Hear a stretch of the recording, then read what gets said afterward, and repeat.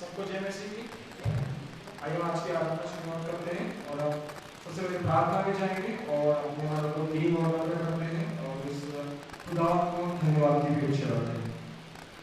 पवित्र सर्वशक्तिमान पिता परमेश्वर राजा, धन्यवाद देते हैं खुदा प्रभु जी आज के दिन के पिता परमेश्वर कि प्रभु जी पिता आपने हमारे जीवन में जुड़ा पिता परमेश्वर राजा। धन्यवाद देते पिता परमेश्वर बीते सारे दिनों में पिता परमेश्वर राजा, बीते हफ्ते प्रभु जी आपने हम सबको संभाला पिता परमेश्वर राजा। आपका पिता परमेश्वर राजा पिछले शब्द पिता परमेश्वर अपने वचनों से अपने महीने से पिता परमेश्वर ने तृप्त किया और फिर से एक बार पिता परमेश्वर राजा तुमने हमें इस हफ्ते प्रभु जी राजा अपने इस मंदिर में अपने इस भवन में खुदा को लेके आया परमेश्वर, ताकि प्रभु जी हम तेरी तारीफ हम तेरी स्तुति और तेरी सराहना करें परमेश्वर राजा। धन्यवाद देते परमेश्वर हर बात को पिता परमेश्वर राजा। धन्यवाद देते तेरे पवित्र आत्मा की उपस्थिति के परमेश्वर राजा, जो हमारे संग साथ साथ हमेशा होंगे परमेश्वर राजा, जो हमारे एडवोकेट्स बनती है परमेश्वर राजा। यस पिता परमेश्वर हमारी हर एक विनती या पिता परमेश्वर जो आप तक पहुंचाती है, इसलिए परमेश्वर आपका शुक्र अदा करते हैं। आप खुदा परमेश्वर राजा तू केवल स्वर्ग में विराजमान नहीं है, परंतु पिता परमेश्वर तू हमारे बीच में चलता फिरता है, इसलिए आपका शुक्र अदा करते हैं। आप प्रभु जी राजा तो हमारे बीच में मध्य में उपस्थित होता है, क्योंकि तेरा वचन कहता है जहाँ 2 या 3 मेरे नाम से एकत्रित हो उनके बीच में मैं उपस्थित होगा। आप परमेश्वर राजा तो अपने वचनों के हिसाब से चलता है, तूने जो कहा तू बस करता है परमेश्वर राजा। यस प्रभु जी धन्यवाद देते पिता परमेश्वर राजा, तेरी ही तारीफ तेरी ही सन्ना तेरी ही पिता परमेश्वर सिफारिश करते परमेश्वर राजा। धन्यवाद देते परमेश्वर राजा। Hallelujah hallelujah.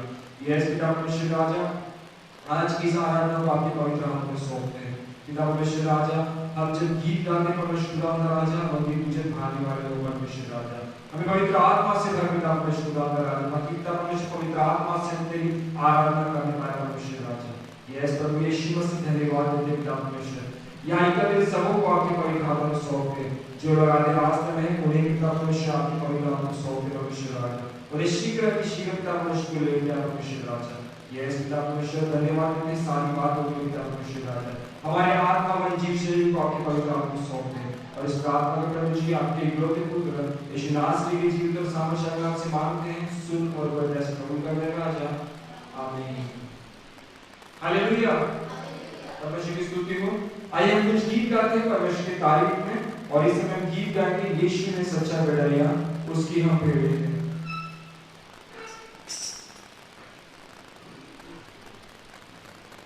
गीत नंबर 69 पेज नंबर 36।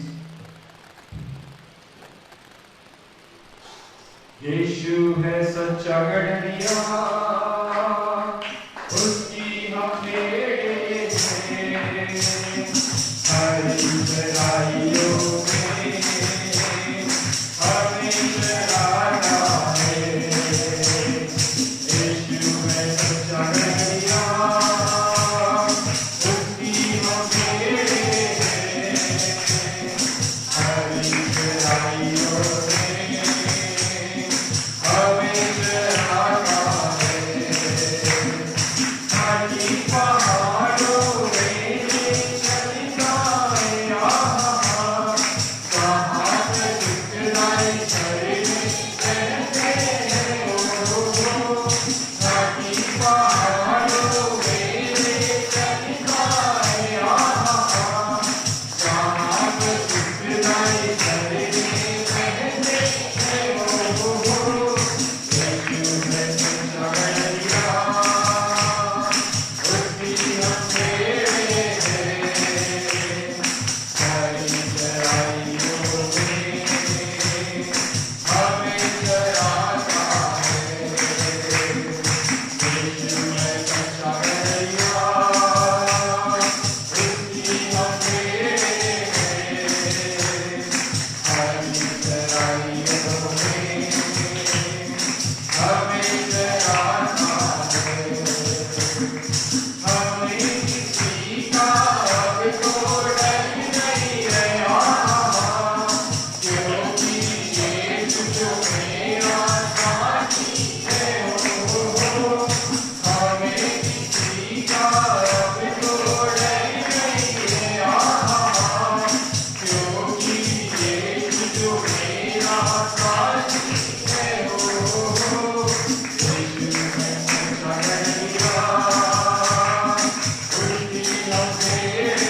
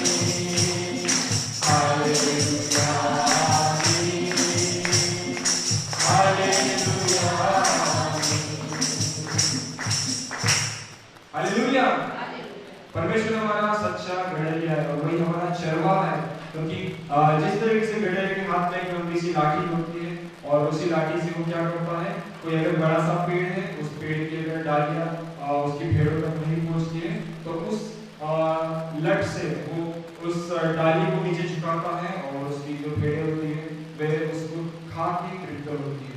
और वही लाठी जब कोई उसकी भेड़ पे हमला करता है तो वही लाठी रक्षा का भी काम करती है। हालेलुया।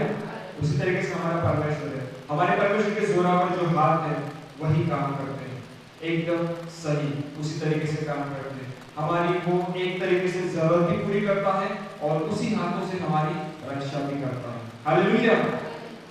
आइए और एक गीत गाते हैं, हम परमेश्वर की तारीफ करेंगे। इस समय हम गीत गाते हैं, गीत नंबर 18, तेरा प्यार है महान, तेरा प्यार है जहान, मैं जो पहले मुर्दा था तूने डाली मुझ में जान। हालेलुया। तेरा प्यार है महान, तेरा प्यार है जहान, मैं जो पहले मुर्दा था तूने डाली मुझ में जान। तेरा प्यार है महान, तेरा प्यार है जहान, मैं जो पहले मुर्दा था तूने डाली मुझ में जान।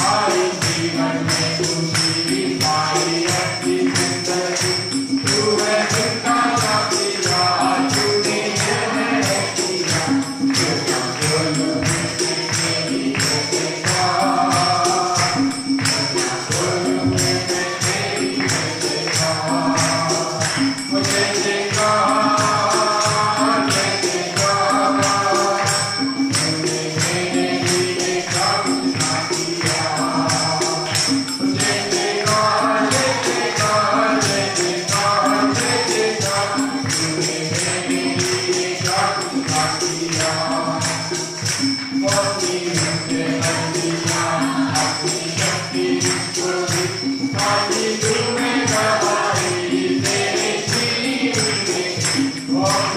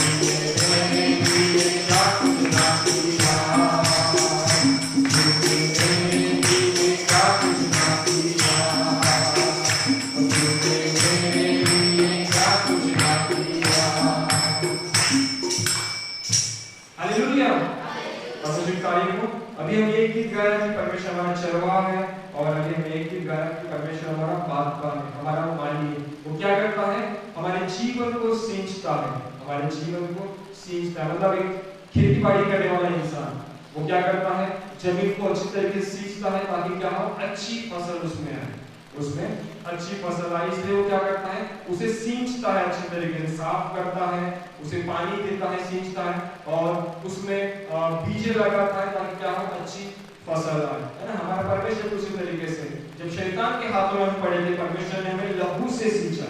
ये गीत हम यहाँ पर पढ़ता है, उसने हमें अपने लहू से सींचा ताकि हमारे जीवन में क्या है, हरियाली आए, है ना। हमारे जीवन भी सूख चुका था, जब शैतान के हाथों में हमारा जीवन होता है तो वो कैसा सूखा हुआ होता है, परंतु हमारे परमपिता परमेश्वर ने लहू से हमें सींचा है ना। उसका लहू, जो उसका लहू सारे बीमारियों से निजात देता है, उसका लहू जो सर्वश्रेष्ठ लहू है, जो परम पवित्र लहू है, ऐसे लहू से उसने सींचा हमें।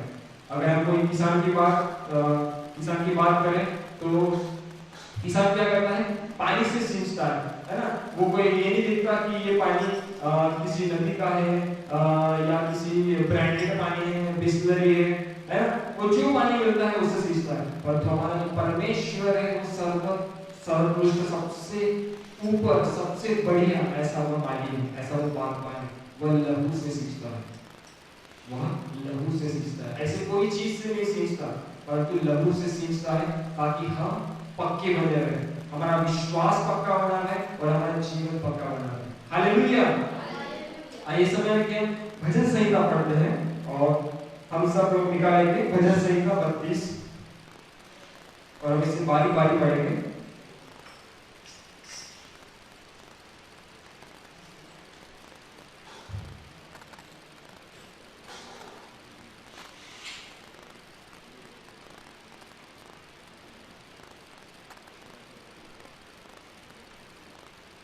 भजन संहिता 32।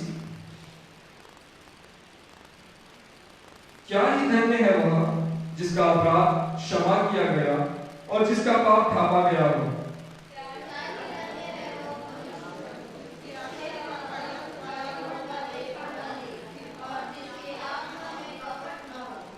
जब मैं चुप रहा तब दिन भर कराहते कराहते मेरी हड्डियां पिघल गई।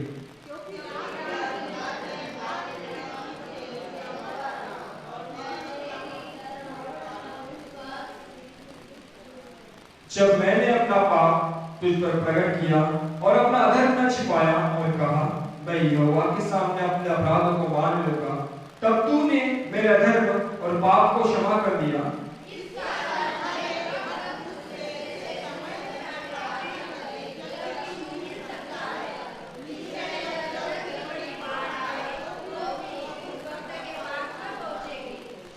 तू मेरे छिपने का स्थान है, तू संकट में मेरी रक्षा करेगा, तू मुझे चारों ओर से छुटकारों के गीतों से घेर लेगा।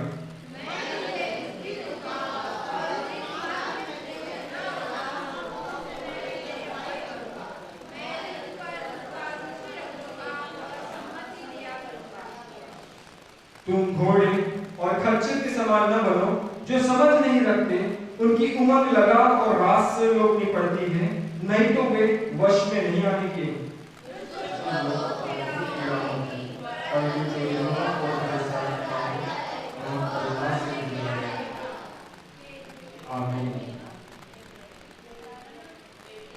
हे धर्मियों, यहोवा के कारण आनंदित और मगन हो, और हे सब सीधे मन वालों आनंद से जयकार करो। आमीन। हालेलुया। और एक वचन पीछे था। ओके, तो दाऊद जो परमेश्वर का दास है, जो एक राजा है, परंतु सबसे पहले वो एक चरवाहा था और उसके पहले भी सबसे पहले वो अपने घर में सबसे छोटा बच्चा था। वो नम्र था, दीन था। और बाइबल बताती है, हमें बाइबल सिखाती है, हमें बाइबल दिखाती है कि परमेश्वर ने हमेशा नम्र लोगों को चुना, जो घर में सबसे छोटे हैं उन्हें चुना, जो औहदे से छोटे हैं परमेश्वर ने उन्हें चुना। क्यों? क्योंकि ऐसे लोग क्या होते, नम्र होते हैं, ऐसे लोग बहुत ही नम्र होते हैं और परमेश्वर को नम्र लोग ही पसंद आते हैं, परमेश्वर को नम्र लोग ही पसंद आते हैं। ताकि क्या हो, वो खुद हीरो बनना नहीं चाहते, वे लोग हीरो बनना नहीं चाहते, वो खुद जीरो होते हैं ताकि परमेश्वर उनके अंदर हीरो बने और परमेश्वर की महिमा बढ़ती जाए और वो इंसान बढ़ता जाए, है ना। परमेश्वर हमारे अंदर तभी काम करता है जब हम जीरो होते हैं, जब हम कुछ भी नहीं होते, मतलब हम खुद को जब कुछ नहीं समझते हैं, हम समझते हैं कि हम जीरो है, हम परमेश्वर के अनुग्रह के बिना कुछ नहीं कर सकते। हम जब ऐसा समझते हैं तो परमेश्वर हमें काम करता है ना। और दाऊद की भी जिंदगी ऐसी ही थी, और दाऊद ने यह भजन संहिता परमेश्वर की महिमा के लिए लिखा। जब वो चरवाहा था, जब वो अपने भेड़ों को चराया करता था, तो पवित्र आत्मा उससे बात करती थी और वह सारी चीजें लिखा करता था। तो आज यहाँ पे 32 को पढ़े हमने, भजन संहिता 32। यहाँ पे लिखा है, क्या ही धन्य है वह जिसका अपराध क्षमा किया गया और जिसका पाप ढांपा गया हो। क्या ही धन्य है वह मनुष्य जिसके अधर्म का यहोवा लेखा न ले और जिसकी आत्मा में कपट ना हो। मतलब जिसकी यहोवा लेखा न ले, लेखा मतलब जजमेंट है ना। जब हम परमेश्वर के आगे रहेंगे तो परमेश्वर हमारा जजमेंट करेगा। और बाइबल बताती है वो भेदभाव करने वाला परमेश्वर नहीं है, सबसे एक समान ही जजमेंट करने वाला है वो, है ना। कि कोई बड़ी कास्ट वाला है तो उससे अलग तरीके से जजमेंट करेगा, ऐसा नहीं। सभी से एक तरीके से करेगा, चाहे वो स्त्री हो या पुरुष हो, है ना। क्योंकि स्वर्ग में कोई लिंग है ही नहीं, है ना। ना ही वहाँ पे स्त्रियां है, ना ही वहाँ पुरुष है। आत्मा आत्मा होता है, ठीक है। आत्मा का कोई लिंग नहीं होता कि वो स्त्रीलिंग हो या पुरुष लिंग हो, ठीक है। आत्मा केवल आत्मा ही होती है। तो यहाँ दाऊद बताता है कि क्या ही धन्य होगा वो पुरुष या स्त्री जिसका यहोवा लेखा न ले, मतलब जिसके अपराध ढांपे गए हो। और परमेश्वर अपराधों को कब ढांपता है? जब, जैसे अभी हमने कहा कि हम जब नम्र हो जाते हैं, हम जब नम्र हो जाते हैं, अपने आप को जब उसके हाथों में सौंप देते हैं, हम अपने आप को उसके हाथों में सौंप देते हैं, तब जाके परमेश्वर क्या करता है? हमारे अपराधों को ढांप लेता है। और ये बहुत बड़ी बात होती है अपराधों को ढांपना, है ना। अपराधों को केवल कौन ढांप सकता है? यीशु मसीह का लहू, यीशु मसीह का लहू, है ना। और वो कैसे आएगा? उसके ऊपर ईमान लाने से। जो उसके ऊपर विश्वास करता है, बाइबल बताती है, जो उसके ऊपर विश्वास करता है वह पापों से उद्धार पाता है, वह पापों से उद्धार पाता है, उसका जीवन उद्धारमय हो जाता है। इसलिए जरूरी है सबसे पहले कि हमें यहोवा की शरण लेना बहुत जरूरी है, हमें यीशु मसीह के पास जाना बहुत जरूरी है, ताकि क्या हो? हम उद्धार पाए। और जब यीशु मसीह के पास जाएंगे तभी क्या होगा? हमारा अपराध ढांप लिया जाएगा उस लहू के द्वारा, उस लहू से निजात मिलेगी। और यहाँ पे लिखा है, इस कारण हर एक भक्त तुझसे ऐसे समय प्रार्थना करे जबकि तू मिल सकता है। निश्चय जब जल की बड़ी बाढ़ आए तो भी उस भक्त के पास न पहुंचेंगी। यहाँ पे छठवां वचन हम पढ़ रहे हैं, इस कारण हर एक भक्त तुझसे ऐसे समय प्रार्थना करे, है ना। ऐसे समय में तुझसे प्रार्थना करे, तुझसे बातचीत करे ऐसे समय में कि जब तू मिल सकता है। हम लोग अभी अनुग्रह की एज में हम लोग जी रहे हैं, अनुग्रह की लोगों के हिसाब से हम लोग कलयुग में, लोगों के हिसाब से हम लोग कलयुग में जी रहे हैं, पर बाइबल बताती है कि हम अनुग्रह के युग में जी रहे हैं, क्योंकि इस युग में हमारे ऊपर अनुग्रह हो रहा है। परमेश्वर अनुग्रह पे अनुग्रह करते जा रहा है, हमारे द्वारा काम करते जा रहा है और उद्धार ही उद्धार फैलाते जा रहा है। तो बाइबल बताती है यही वो समय है कि हमें उसे ढूंढना चाहिए, यही वो समय है कि हमें उसे ढूंढना चाहिए, क्योंकि जब वह समय निकट आएगा तो हमने 10 कुंवारे का दृष्टांत तो देख ही लिया है ना। 5 कुंवारी समझदार होती है तो वो खुद को तैयार करती है, प्रिपेयर करती है, दूल्हा आता है और उन्हें लेके जाता है। परंतु जो 5 होती है वो क्या सोचती है? जब दूल्हा आएगा तब हम तैयार हो लेंगे, जब दूल्हा आएगा तब हम तैयार होंगे, अब से तैयार होकर बैठने में क्या है ना। इसलिए वो तैयार नहीं हुई, परंतु दूल्हा आया और दूल्हे ने केवल 5 को ही लेके गया, क्योंकि उन्होंने क्या किया? उन्होंने समय को उपयोग नहीं किया, समय का उपयोग नहीं किया, उन्होंने आलस किया। इसलिए बाइबल बताती है कि जब तक समय है उसे ढूंढ लो, यहोवा को ढूंढ लो और यहोवा को चख भी लो, है ना। चख के देखो क्या ही यहोवा भला है ना। एक वचन कहता है कि चख के देखो क्या ही यहोवा भला है। चख के देखना बहुत बहुत जरूरी है, बहुत जरूरी है ना। जब हम चखेंगे तभी तो हम टेस्ट दूसरे को बता पाएंगे। जब हम चखेंगे, जैसे हमने आम चखा है, एक कोई आम हमने चखा है, बहुत टेस्टी लग रहा है, तभी हम दूसरे को बता पाएंगे ना कि ये आम इतना टेस्टी होता है, ये कास्ट वाला आम, ऐसा आम बहुत टेस्टी होता है ना। तो इसमें चखना बहुत जरूरी है ना। केवल विश्वास करते जा रहे हैं, अगर कर्म नहीं करेंगे तो परमेश्वर का काम, परमेश्वर का अनुग्रह हमें प्रकट नहीं होगा, है ना। विश्वास के साथ हमें क्या करना चाहिए? कर्म भी करना है, जिस तरह से परमेश्वर हमें इस बाइबल में बताता है ना। हमने लास्ट संडे देखा था भजन संहिता 1 में हमने देखा था कि परमेश्वर क्या बताता है कि वह पुरुष धन्य है जो इस व्यवस्था के ऊपर चलता है।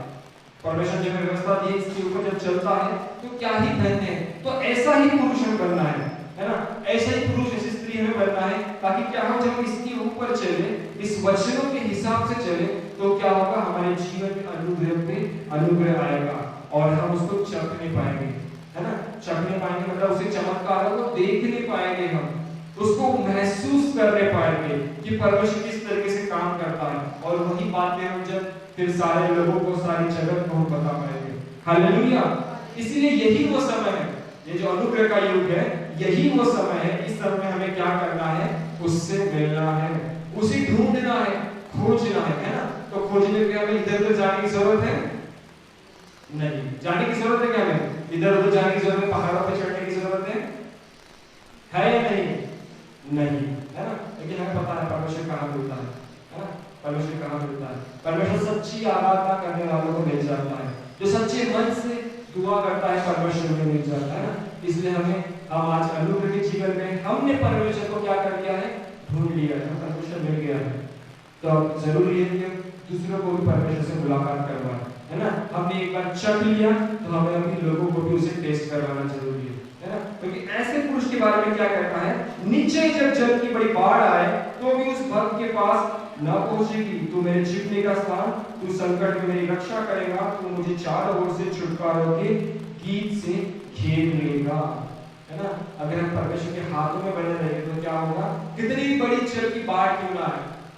हमने नूह के समय में देखा, बहुत बड़ी जल की बाढ़ आई और परमेश्वर ने जीव को बचाना चाहा था, है ना। परमेश्वर जीव के ऊपर छिद्र लगाया था, तो परमेश्वर ने केवल उन्हें ही बचाया था, तो बाकी लोग बचाए गए नहीं, उनमें से कोई बचा नहीं गया। तो इसीलिए बताया जाता है कि जब हम क्या होंगे, जब हम उसे ढूंढ लेंगे तो क्या होगा, हमें कोई भी जल की बाढ़ डुबा नहीं सकेगी, है ना। कोई भी जल की बाढ़ डुबा नहीं सकेगी। यहाँ पे बाइबल बताती है कि हमें यहोवा के प्रेम से कौन अलग कर सकता है, कोई भी नहीं, है ना।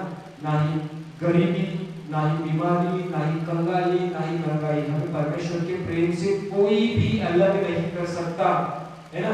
पर जिसने परमेश्वर को चखा हो, ठीक है, केवल मैं चाहता हूँ, मैं यीशु मसीह को मानता हूँ, इतना कहने से चखना नहीं हो जाता, है ना। जिसने सच्चे में परमेश्वर को चखा है, जिसने सच्चे में परमेश्वर को जाना है, ठीक है, तो ऐसे व्यक्ति को परमेश्वर के प्रेम से कोई भी अलग नहीं कर सकता। क्योंकि ऐसे व्यक्ति के लिए जीना मसीह और मरना क्या है, क्या है, है ना। तो वही बात है, हमें क्या करना है, जिसने चख लिया है मसीह को, एक बार मसीह को जिसने चख लिया है, उसे बाकी चीजों की जरूरत नहीं होती है।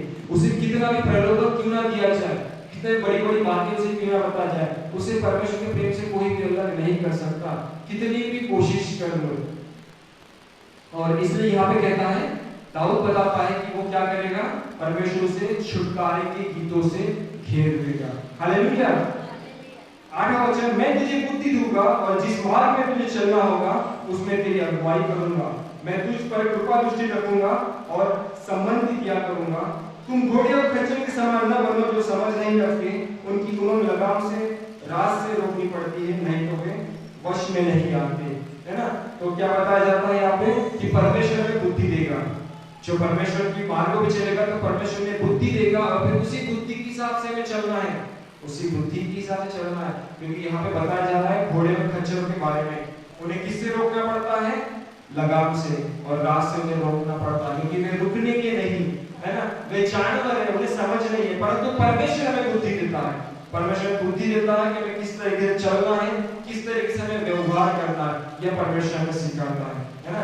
इसीलिए उसे ढूंढो, है ना। यह समय है परमेश्वर को ढूंढने का, परमेश्वर की इच्छाओं को ढूंढने का यह समय है कि परमेश्वर की इस इच्छा के बारे में परमेश्वर बात कर रहा है, उसे हमें ढूंढना है, ताकि क्या हो, हम परमेश्वर के हिसाब से आगे चले, है ना, और परमेश्वर की स्तुति और तारीफ हो। यहाँ पे आखिरी वचन कहता है, दुष्ट को तो बहुत पीड़ा होगी, परंतु जो यहोवा पर भरोसा रखता है वह करुणा से घिरा रहेगा। दुष्ट पर बहुत सी पीड़ाएं पड़ती, बहुत सारी पीड़ाएं पड़ती है ना। हमने पिछली बार जो भजन संहिता पढ़ी थी, भजन संहिता ये, उसमें भी हमने देखा था दुष्ट कैसे होते हैं, भूसी के समान होते हैं, वो चंद सेकंड में उड़ जाते हैं, परंतु जो यहोवा पे भरोसा रखता है वह टिका रहता है ना। वह बहुतायत से फल लाता जो यहोवा पर विश्वास करता है। इसीलिए यहाँ बता गया जो यहोवा पे विश्वास करता है वह कैसा रहेगा, करुणा से घिरा रहेगा, है ना। मतलब उसमें करुणा ही करुणा होगी परमेश्वर की। हालेलुया। तो इस तरीके से दाऊद यहाँ हमें परमेश्वर की प्रशंसा भी सिखाता है और हमें हिम्मत लाता है। भजन संहिता ऐसी किताब है, हमें हिम्मत जोड़ती है, हमें हिम्मत लाती है भजन संहिता।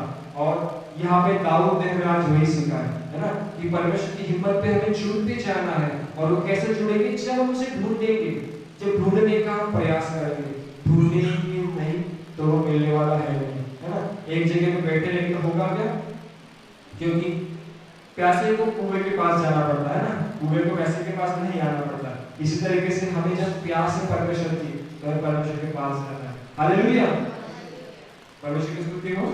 आइए हम परमेश्वर के वचन की ओर बढ़ते हैं आज, और परमेश्वर का वचन निकालेंगे मत्ती रचित सुसमाचार,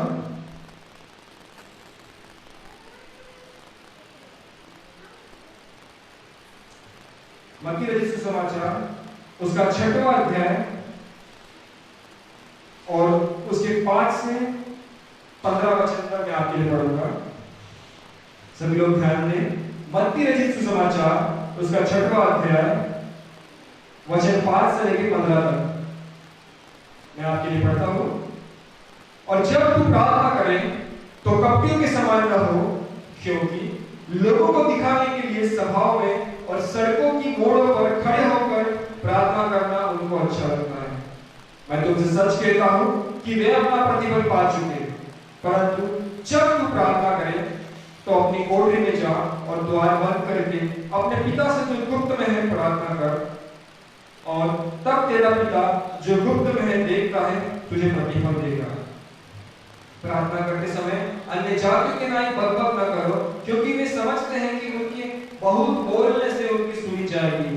सो तुम उनकी नाई न बनो, क्योंकि तुम्हारा पिता तुम्हारे मांगने से पहले जानता है कि तुम्हारी क्या क्या आवश्यकता है। सो तुम इस रीति से प्रार्थना किया करो, हे हमारे पिता तू जो स्वर्ग में है, तेरा नाम पवित्र माना जाए, तेरा राज्य आए, तेरी इच्छा जैसे स्वर्ग में पूरी होती है वैसे पृथ्वी पर भी हो। हमारे दिन भर की रोटी तो आज हमें दे, और जिस प्रकार हमने अपने अपराधियों को क्षमा किया है वैसे ही तू भी हमारे अपराधों को क्षमा कर। और हमें परीक्षा में लगा, परंतु बुराई से बचा, क्योंकि राज्य, पराक्रम और महिमा सदा तेरी है। आमीन। इसलिए यदि तुम मनुष्य के अपराध क्षमा करोगे तो तुम्हारा स्वर्गीय पिता भी तुम्हें क्षमा करेगा, और यदि तुम मनुष्य के अपराध क्षमा न करोगे तो तुम्हारा पिता भी तुम्हारे अपराध क्षमा न करेगा। आमीन। परमेश्वर इस वचन के द्वारा हमें बहुतायत से आशीषित करें। और आइए हम मध्यस्थता की प्रार्थना में जाते हैं। और इस समय हम प्रार्थना करेंगे हमारे सारे परिवार, हमारे चर्च के सारे परिवारों के लिए कि परमेश्वर ने अब तक उन्हें संभाला है, आगे भी परमेश्वर बहुतायत से उन्हें संभाले रखेगा, और साथ ही सभी को चंगा रखें। बहुत जगह बीमारियां फैल रही है, परमेश्वर सारी बीमारियों से हम सबको चंगा रखें, उसके बारे में हम प्रार्थना दुआ करेंगे। साथ ही हमारे पासवान को भी हम हमारे दुआओं में याद रखेंगे। और बाकी जो भी विशेषता है पवित्र आत्मा हमें अगुवाई करती है, उन सारी चीजों के लिए हम प्रार्थना करेंगे। और साथ ही आज के वचन के लिए भी हम प्रार्थना दुआ करेंगे। और हमारे बीच में सिस्टर रेणुका है, वो प्रार्थना में हमारी अगुवाई करेंगे।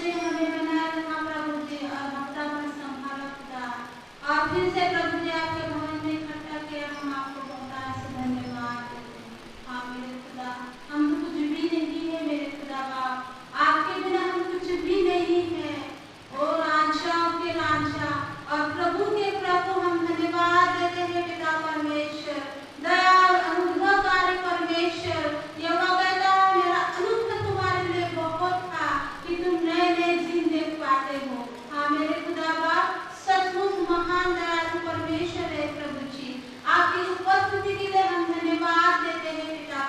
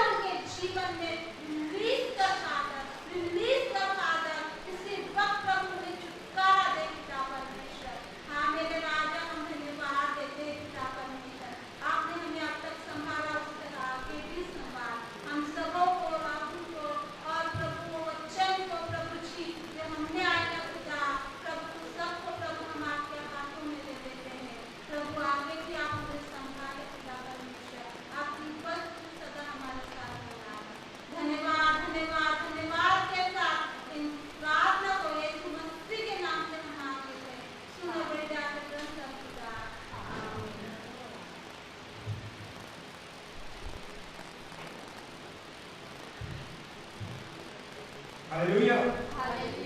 परमेश्वर इस प्रार्थना के किए जाने से और प्रार्थना करने वालों को और हम सभी को परमेश्वर आशीर्वाद करे। परमेश्वर प्रार्थना सुनने वाला परमेश्वर है और परमेश्वर हमारी प्रार्थना का जवाब जरूर देता है। हालेलुया। परमेश्वर की स्तुति हो। हम वचन की ओर बढ़ते हैं और आजकल हर जगह ऑनलाइन क्लासेस हो रहे हैं, है ना। हम सबको पता है, हम किसी के घर में जब जाते हैं उसे पूछते हैं कि आपके बच्चे क्या कर रहे हैं, तो सब लोग बताते हैं कि ऑनलाइन क्लास चल रही है, ऑनलाइन में पढ़ रहे हैं, है ना। तो ऑनलाइन का जरिए कुछ लोगों के लिए अच्छा भी बताया जाता है, कुछ लोगों को बुरा भी, है ना। जिस तरीके से कुछ बच्चे अगर बीमार हैं तो वो लोग जैसे स्कूल नहीं आ पाते तो उनके लिए ठीक है कि ऑनलाइन वो घर में बैठे बैठे पढ़ रहे हैं, है ना। परंतु ऑनलाइन का और बहुत सारे दुष्परिणाम भी पड़ते जा रहे हैं, आंखें खराब होना और बाकी भी बहुत सारी बातें हैं। पर बताया जाता है सब लोग जो अगर एक निष्कर्ष निकाले तो ऑफलाइन क्लास बहुत अच्छी होती है, बहुत अच्छी, है ना। बहुत सारे बच्चों को पूछा जाता है, वो लोग मिस करते हैं, वो बोलते हैं कि नहीं हमारी ऑफलाइन क्लास अच्छी है, जब हम साथ में रहते हैं तो हम एक दूसरे से बातें शेयर करते हैं, हमें मस्ती करने को मिलती है, हमें टीचर से कन्वर्सेशन करने को मिलता है ना। ऑनलाइन में उतना कन्वर्सेशन नहीं हो पाता, मतलब ऑफलाइन बहुत ही अच्छा कन्वर्सेशन हो पाता, तो सब लोग वो सारी बातें मिस करते हैं। और आज हम यहाँ जो देख रहे हैं, यहाँ पे ऑफलाइन ही क्लास हो रही है, यीशु मसीह ऑफलाइन क्लास दे रहे हैं। यीशु मसीह के चेले यीशु मसीह के साथ घूमते जा रहे हैं और यीशु मसीह उन्हें बहुत सारी बातें समझाते जा रहे हैं, क्या गलत है क्या सही है। परमेश्वर सारी चीजों में प्रकाश डालते जा रहे हैं और अपने सारे जो चेले हैं उन्हें सिखाते जा रहे हैं यहाँ पे। और उसमें से और एक सिलसिला आज हम यहाँ पे देखने जा रहे हैं, जिस सिलसिले का नाम है प्रभु की प्रार्थना। हालेलुया। प्रभु की प्रार्थना, ये जो छठवां अध्याय है इसमें हम देखते हैं कि परमेश्वर धर्म के काम के बारे में बताया जा रहा है। परमेश्वर बता रहे हैं कि धर्म के काम किस तरीके से होने चाहिए। जिस तरीके से मैं आपके लिए वचन पढ़ूंगा, 6वें अध्याय में पहला और दूसरा वचन आपके लिए पढ़ूंगा। सावधान रहो, तुम मनुष्य को दिखाने के लिए अपने धर्म के काम न करो, नहीं तो अपने स्वर्गीय पिता से कुछ भी फल न पाओगे। इसलिए दान करें तो अपने आगे दुर्ही न बचा, जैसा कपटी और स्वभाव और गलियों में करते हैं, ताकि लोग उनकी बढ़ाई करें। और मैं तुमसे सच कहता हूँ वे अपना प्रतिफल पा चुके। हालेलुया। तो यहाँ पे ऑफलाइन क्लास चल रही है और परमेश्वर धर्म के काम के बारे में बताया जा रहा है ना। परमेश्वर बता रहे हैं कि हमें हमारे धर्म के काम उन कपटियों की तरह न होना चाहिए जो दिखा दिखा के करते हैं, जो दिखा दिखा करते, दान दिखा दिखा के करते हैं, लोगों की मदद दिखा दिखा के करते हैं। जितने भी धर्म के काम हमें बताए गए हैं, जो मूसा की किताबों में हमें सिखाया गया है, जो पैदाइश की किताबें हैं उनमें जहाँ यहूदियों को सिखाया गया कि धर्म के काम कौन से होने चाहिए, है ना, किस तरीके से आपको धर्म के काम करना चाहिए ताकि आप परमेश्वर को प्रसन्न कर सको। तो इसीलिए यीशु मसीह बता रहे हैं, वहां पे प्रकाश डाल रहे हैं कि उन्होंने तो धर्म के काम को सीख लिए, नहीं सीखा ऐसा बात नहीं, पर वो किस तरीके से कर रहे हैं, वे किस तरीके से कर रहे हैं वो बहुत इंपॉर्टेंट है ना। वो कपटियों की तरह कर रहे हैं क्योंकि वे लोग कपटी हैं, वे कपटियों की तरह कर रहे हैं क्योंकि वे लोग कपटी हैं, वे अधर्मी हैं। वो क्या कर रहे हैं, ढोल बजा बजा के काम करते हैं, है ना। अगर किसी ने दान दिया और किसी ने 2000 का दान दिया तो बहुत बजा बजा के बताया जाता है कि इसने 2000 का दान दिया, किसी ने 500 का दिया तो उसके लिए शायद एक ही बार ढोल बजता होगा धीरे से और बताया जाता कि इसने 500 का दिया, इसने 100 का दिया, है ना। मतलब वो लोग कैसे करते हैं, दिखा दिखा के करते हैं, दिखा दिखा के और दिखावे की जिंदगी करते हैं। तो परमेश्वर दिखावे की जिंदगी से प्रसन्न होने वाला परमेश्वर नहीं है, परमेश्वर दिखावा से प्रसन्न होने वाला नहीं है। उसी तरीके से हमारे जीवन में सबसे इंपॉर्टेंट चीज होती है प्रार्थना, सबसे इंपॉर्टेंट चीज होती है प्रार्थना। तो जब प्रार्थना करते हैं तभी हम परमेश्वर से मेल मिलाप करने पाते हैं। तो प्रार्थना भी क्या है, दो तरह की प्रार्थना हो गई आजकल दो तरह की प्रार्थना होगी। एक सच्चे दिल से जब कुछ दर्द हो रहा है, जब तबीयत खराब है तब आंसू पीट पीट के रोते हैं, एक तरह की प्रार्थना होगी। और दूसरी प्रार्थना जब सुबह हो गई है प्रार्थना करना है, सुबह होगी प्रार्थना करना, प्रार्थना कर लो, और रात हो गई है बस प्रार्थना करना, सो जाना है, बस प्रार्थना करो, है ना। तो इस तरीके की प्रार्थना होगी, मतलब प्रार्थना के दो हिस्से होंगे, ठीक है। ये अधर्मियों के बारे में ही नहीं बताया जा रहा, ये धर्मियों के बारे में भी बताया जा रहा है, ये विश्वासियों के बारे में बताया जा रहा है कि दो तरीके से प्रार्थना किया। फटाफट प्रार्थना के फास्ट 2 मिनट में बात, जिस तरीके से इंस्टेंट मैगी बनती है ना, गर्म पानी कर लो और मैगी डाल लो, बस मैगी तैयार और खा लो, है ना। तो इस तरीके से भी प्रार्थना आजकल हो रही है कि फटाफट 2 मिनट प्रार्थना करो, परमेश्वर धन्यवाद धन्यवाद, खत्म, बस, है ना।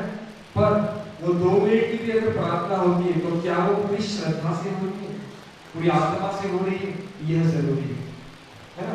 कि परमेश्वर ये नहीं कह रहा कि 2-2 3-3 घंटे तक प्रार्थना करते रहो, है ना। 2 मिनट वाली प्रार्थना गलत है और 1 घंटे वाली प्रार्थना अच्छी है। परमेश्वर ये भी नहीं कह रहा यहाँ पे, है ना। परमेश्वर ये भी नहीं कह रहा, ये भी बात ध्यान रखो। परमेश्वर ये बता रहा है कितनी सच्चाई से, कितनी शिद्दत से आप प्रार्थना कर रहे हो, आपकी प्रार्थना में वो शिद्दत है या नहीं, कि केवल इंस्टेंट मैगी डाला, बोला और खा लिया, ठीक है, ऐसा नहीं होना चाहिए। तो इसलिए परमेश्वर यहाँ सिखा रहे हैं कि किस तरीके से कपटी लोग करते हैं और किस तरीके से धर्मियों को करना चाहिए, क्योंकि हम कौन है, धर्मी लोग हैं, ठीक है। सबसे पहली बात ये ध्यान देना है, हम धर्मी हैं। पर क्यों धर्मी हैं? क्योंकि हमारा कौन धर्मी है? हमारा प्रभु धर्मी है ना। हमारा प्रभु धर्मी है, हमारा पिता धर्मी है, इसलिए हमें धर्मी बनना है ना, ताकि हम कैसे धर्म के कामों पे चले। तो परमेश्वर आज यहाँ पे उनकी वही क्लास चल रही है कि किस तरीके से हमें धर्म के काम करना चाहिए। तो यहाँ पर पढ़ता हूँ आपके लिए, और जब तू प्रार्थना करे तो कपटियों के समान न हो, क्योंकि लोगों को दिखाने के लिए सभाओं में, सड़कों की मोड़ों पर खड़े होकर प्रार्थना करना उनको अच्छा लगता है। मैं तुमसे सच कहता हूँ कि वे अपना प्रतिफल पा चुके, वे अपना प्रतिफल पा चुके, है ना। यहाँ क्या बताया जा रहा है? उनकी तरह प्रार्थना नहीं करना है, उन फरीसियों की तरह, उन शास्त्री की तरह प्रार्थना नहीं करना है, जो सड़कों पे, बीच चौकों पे खड़े होकर जोर-जोर से प्रार्थना करते हैं, है ना। केवल दिखाने के लिए प्रार्थना कर रहे हैं, क्या कहते हैं उसे, रटी-रटाई प्रार्थना कर रहे हैं वो लोग, है ना, कि बस इतना कहना है, ये आज के दिन के लिए मांगना है, इसके लिए मांगना है, मेरे लिए मांगना है, दर्द हो रहा उसके लिए मांगना है, खत्म, कहानी बस फिनिश, ठीक है। तो इस तरीके से हमारी प्रार्थना नहीं होनी चाहिए, परमेश्वर यहाँ बता रहे हैं, क्योंकि शास्त्री फरीसी उसी तरीके से प्रार्थना करते हैं, वो खड़े हो जाते हैं, जोर से प्रार्थना करते हैं। क्यों करते हैं वे लोग ऐसा? ताकि दूसरे लोग उनको देखें, और क्या कहें, नहीं बहुत धर्मी इंसान, बहुत, मतलब हम तो उनके आगे कुछ भी नहीं है, हम उसके पैरों की जूती बांधने के लायक नहीं है ना। फिर लोग खुद को ही छोटा समझना चालू कर देते हैं, है ना। तो हमें वैसा नहीं होना है ना। हम ऐसा नहीं होना कि जो उनसे प्रार्थना करें उस प्रार्थना कोई मतलब भी नहीं कि वो प्रार्थना ऊपर जा रही है कि नहीं जा रही है, कि सिर्फ यहाँ तक जा रही है, ऊपर टकरा के नीचे आ रही है। जिस तरह हम कहते हैं प्रार्थना व्यक्ति ऊपर जाती है, उत्तर लेके नीचे आती है कि नहीं आती है? नीचे, हाँ या ना? हाँ, है ना, नीचे आती है, उत्तर लेके नीचे आती है ना। परंतु कपटियों की प्रार्थना कैसी होती है? जाती है, नेटवर्क नहीं मिलता, वापस आ जाती है, ठीक है। उनका नेटवर्क अच्छा नहीं होता है, उनके क्या कहते हैं, टेलीफोन टावर, मोबाइल टावर अच्छा नेटवर्क नहीं देते, हमारे अच्छा नेटवर्क देते हैं, ठीक है। किसी कंपनी का नाम नहीं होगा, एडवर्टाइजमेंट नहीं कर रहे हम यहाँ पे किसी कंपनी का, इसलिए कंपनी का नाम नहीं होगा किसी, परंतु हमारे मोबाइल में, हमारी प्रार्थनाओं में क्या है? नेटवर्क है, फुल नेटवर्क है, 100%। हमारा नेटवर्क कभी कम नहीं होता है और ना ही बढ़ जाता है कि मोबाइल फूट जाए, है ना। हमारा मोबाइल का नेटवर्क लेवल पे रहता है, हमारी प्रार्थना का नेटवर्क लेवल में होता है ना। पर उनका कैसे होता है? उनका इतना बढ़ते जाता है, इतना बढ़ते जाता है कि वो लोगों पे अच्छा इंप्रेशन नहीं गिराते, लोगों पे उसका अच्छा इंप्रेशन नहीं गिरता है ना। हमें वैसी प्रार्थना बिल्कुल नहीं करना है, क्योंकि उस प्रार्थना का कोई भी मतलब नहीं है। परंतु हमारी प्रार्थना कैसी होनी चाहिए? परंतु जब तू प्रार्थना करे तो अपनी कोठरी में जा, द्वार बंद करके अपने पिता से जो गुप्त में प्रार्थना कर, तब तेरा पिता गुप्त में देखता है, तुझे प्रतिफल देगा, है ना। हमें कैसी प्रार्थना करनी चाहिए? हमें गुप्त प्रार्थना करनी चाहिए, ठीक है। हमें गुप्त में प्रार्थना करनी चाहिए, हमें कोठरी में जाना है, हमें किवाड़ों को बंद करना है, हमारे घुटनों को टिकाना है और प्रार्थना करना है ना। हमें इस तरह की प्रार्थना होनी चाहिए। मतलब ये कोठरी को बंद करना, ये सारी चीज क्या बता रही है? कि ये चीजें यह बता रही है कि हमारी प्रार्थनाएं क्या लोगों को दिखाने के लिए प्रार्थना ना हो हमारी, है ना। हम जो भी अपनी गुप्त में प्रार्थना करते, सीक्रेट हमारे खुद के लिए मांगते हैं, तो लोगों को दिखा के नहीं मांगना है कि परमेश्वर के पास ये नहीं है, वो नहीं, मतलब परमेश्वर भी सुनता है और लोग भी सुन रहे हैं, है ना। ऐसा नहीं, हमारी प्रार्थना ऐसी नहीं होनी चाहिए। हमारी प्रार्थना में जब शिद्दत होती है, पवित्र आत्मा हमारे अंदर उतरती है, तो हमारी प्रार्थना ऐसी होती है कि डायरेक्ट परमेश्वर तक हमारा नेटवर्क चले जाता है, हमारा परमेश्वर तक नेटवर्क चले जाता है, टोटल हमारा कन्वर्सेशन कैसा होता है, इनक्रिप्टेड होता है ना। आजकल व्हाट्सएप वाला इनक्रिप्टेड आ रहा है, मतलब सीक्रेट होता है, कोई और जान नहीं पाता है ना, केवल परमेश्वर और मैं। तो परमेश्वर आज यहाँ पे प्रार्थना के बारे में बता रहा है, तो हमें जानना जरूरी है कि प्रार्थना क्या होती है ना। हम सभी को पता है, हम लोग सीखे हैं प्रार्थना मतलब क्या होता है, कन्वर्सेशन होता है। कन्वर्सेशन होता है, प्रार्थना मतलब बातचीत होती है, ठीक है। और बातचीत कैसी होती है, बातचीत दोनों साइड से होती है, बातचीत कभी एक साइड से नहीं होती। अगर मैं किसी आपसे बातचीत कर लूं, मतलब आपसे बात कर रहा हूं मैं, और बस मैं आपसे कुछ पूछ भी नहीं रहा हूं, कुछ नहीं, और मैं निकल जा रहा हूं, तो ये कन्वर्सेशन पूरा नहीं कहलाएगा, ठीक है। मैंने बात तो कर ली है और वो पूरी होनी चाहिए। और प्रार्थना क्या होती है, पूरा कन्वर्सेशन होता है, मतलब मैं भी बात कर रहा हूं मेरे पिता से, और मेरा पिता भी मुझसे बात कर रहा है ना। मेरा पिता भी बहुत प्रेमी पिता है, वो भी चाहता है कि अपने पुत्र से वो बात करे, है ना, अपने बेटियों से वो बात करे। इसलिए बहुत जरूरी है हमें प्रार्थनाओं का मतलब समझने के लिए, है ना, कि ये ऐसा कन्वर्सेशन है जो दोनों के बीच में होता है। अब जैसे हम आज यहाँ पे हैं, हम लोग यहाँ आज यहाँ पे जितने भी लोग बैठे सब अलग अलग कास्ट से, है ना, कोई एक कास्ट वाला नहीं, सब अलग अलग कास्ट के हैं। और अगर देखने वाली बात अगर फोकस करें तो हम कोई एक जगह के है ही नहीं, है ना, हम एक जगह के है नहीं। हमारा क्या कहते हैं, मूल सामने है ही नहीं। कुछ लोगों का होगा, पर कुछ लोगों का मूल सामने है नहीं, कुछ यहाँ से आए, कुछ वहां से आए, और हम आज यहाँ इकट्ठे थे, पर हम एक दूसरे को जानते हैं। जानते हैं कि नहीं जानते, हाँ या ना, हाँ या ना। ओके, आवाज बहुत कम आ रही है, ठीक है। बोर हो रहे क्या, परमेश्वर के वचन से बोर हो रहे हम? नहीं, वेरी गुड, आपका वेरी गुड, ठीक है। तो हम दूर दूर से आए हैं, हम अलग अलग जाति के थे, अलग अलग रंग, अलग अलग वेशभूषा, हम अलग अलग गांव के थे, परंतु आज हम यहाँ पे इकट्ठे थे। आज हम लोग जानते हैं एक दूसरे को, है ना। आज हम एक दूसरे का नाम जानते हैं, कहाँ रहते हैं वो जानते हैं, कैसे रहते हैं, क्या काम करते हैं, हम एक दूसरे को जानते हैं, पहचानते हैं। केवल पहचानते ही नहीं है नामों से, परंतु जानते भी है हम, ठीक है। पहचानने से बेहतर है जानना। हम जानते भी क्यों, क्योंकि हम लोग हर संडे को आते हैं, मिलते हैं, जो भी हमारे प्रोग्राम्स होते हैं हम प्रोग्राम्स में अपना अटेंडेंस देते हैं, एक दूसरे से बातचीत करते हैं, पता चलता है कि कौन कैसा है, क्या है। हम एक दूसरे के घर भी जाया करते हैं, है ना, जब भी समय मिलता है, या फिर रास्ते में किसी का घर हो या फिर कुछ काम हो, तो हम एक दूसरे के घर भी जाते हैं। तो ये होता है कन्वर्सेशन, ये होता है कन्वर्सेशन, ये होता है बातचीत, कि हम एक दूसरे को जानते हैं, पूछते हैं, एक दूसरे के हालचाल पूछते हैं। उसी तरीके से जरूरी है जब हम प्रार्थनाएं करते हैं तो हमें भी हमारा कन्वर्सेशन दोनों तरीके से होना चाहिए। हम प्रार्थना तो कर रहे हैं, ठीक है, मतलब हम हमारी ही तरफ से बड़बड़ करते जा रहे हैं, परंतु परमेश्वर से भी सुनना जरूरी है ना, कि हमने प्रार्थना के लिए परमेश्वर ऐसा कर दो, वैसा कर दो, और बस आमीन कर लिया, कहानी खत्म, आमीन कर लिया, कहानी खत्म, ऐसा नहीं। परमेश्वर भी मौका दो, परमेश्वर भी मौका दो, परमेश्वर आपसे जरूर बातचीत करेगा, है ना। बहुत क्या कहते हैं उसे, बहुत ही खूबी होती है जब परमेश्वर हमसे बातचीत करता है। जो शब्द होते हैं ना, जो क्या कहते हैं उसे, जो शब्द, जो परमेश्वर के शब्द हमारे कानों में गूंजते हैं ना, बहुत ही प्यारे होते हैं, बहुत ही प्यारे होते हैं, और एक अलग ही एहसास हमें ले आते हैं। अब बहुत से लोगों से आप बातचीत करके देखिए कि क्या परमेश्वर ने आपसे बातचीत की है, तो उनके जवाब अलग अलग होंगे। परमेश्वर हर एक तरीके से हमसे बातचीत करता है। परमेश्वर बाइबल से हमसे बातचीत करता है, हम सुबह सुबह बाइबल पढ़ते हैं, जिसे सुबह समय नहीं मिलता वो शाम को पढ़ते हैं, दोपहर में पढ़ते हैं। तो परमेश्वर बाइबल से भी बात करता है, वचनों से बातचीत करता है।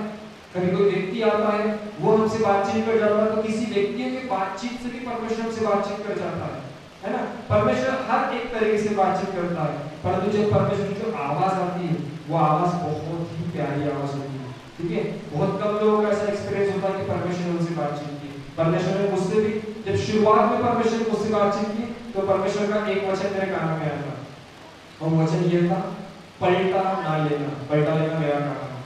मुझे आज भी वो दिन याद है, मेरे क्या कहते हैं उसे, गूज़बम्प्स, रोंगटे जो खड़े हो गए थे मेरे, बहुत ही खतरनाक। मैं एक जगह बैठा था, मेरे दोस्त के घर में बैठा था, ये पूना की बात है, पूना में था, अपने दोस्त के यहाँ बैठा था, फ्लैट में हम लोग बैठे थे। वो बाहर गया हुआ था, और जस्ट वो आया तो मैंने उससे बातचीत की थी, वही बैठा था, कुछ अपना काम करता, और मैं लैपटॉप पे मैं अपना काम कर रहा था। और परमेश्वर, मैं बाइबल के बारे में भी नहीं उस समय, मतलब क्या कहते हैं उसे, ना ही मैंने बाइबल पढ़ी थी कि वो वचन मुझे याद आ जाए, या मैं कोई सॉन्ग सुन रहा था परमेश्वर का, या फिर परमेश्वर से बातचीत कर रहा था, कुछ भी नहीं। पर मेरे मन में बहुत सारे सवाल थे, मेरे मन में बहुत सारे सवाल थे, बहुत सारे उलझने थे।